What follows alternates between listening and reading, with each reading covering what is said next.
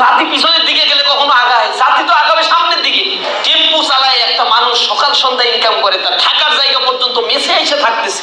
একটা রিক্সাওয়ালা রাস্তার পাশে যিনি হচ্ছেন টঙের দোকানে চা বিক্রি করতেছেন, কত কষ্ট করে কয়টা টাকা ইনকাম করতেছেন। আর এই চান্দাবাজরা সেখানে গিয়াও 200 টাকা নিয়ে আসতেছে। চোখের পানি মানুষের পরে অভিশাপ হয়ে এদেরকে ধ্বংস করে ছাড়বে। আওয়ামী লীগকে ধ্বংস করে ছাড়ছে না? চাঁদাবাজদের কোনো ঠাই হবে না এই বাংলাদেশে।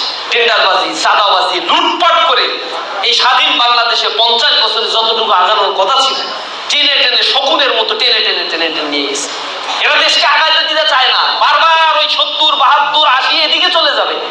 একটা জাতি পিছনের দিকে গেলে কখনো আগায়, জাতি তো আগাবে সামনের দিকে। পৃথিবীতে তো অনেক দেশ এরকম স্বাধীনতা অর্জন করেছে, ভিয়েতনাম করেছে, সিঙ্গাপুর করেছে, হংকং করেছে, তাইওয়ান করেছে, মালয়েশিয়া করেছে, চায়না করেছে। কোন দেশ স্বাধীনতা অর্জন করে নাই পৃথিবীতে? কলোনি থেকে যারাই মুক্ত হয়েছে শত শত এই দেশগুলো, তারা সবসময় সামনের দিকে এগিয়ে গিয়েছে। খালি সার্টিফিকেট নিয়ে বসে থাকলে চাকরি যেমন হয় না, যোগ্যতা লাগে, তেমনি ভাবে কর্মী হয়ে জান্নাতে যাওয়া যাবে না, কর্মীর কাজটা করতে হবে। কর্মী হয়ে খুব ডাকে ঘুরে বেড়ানো, আমি তো শিবিরের কর্মী, মানে জান্নাতের টিকিট তো মনে হয় কনফার্ম পেয়ে গেছি। কিন্তু না রে ভাই, জান্নাতের টিকিট কর্মী আর সাথী সদস্য হইলে পাওয়া যায় না। জামাত আর শিবির করলেই জান্নাতের টিকিট পাওয়া যায় না।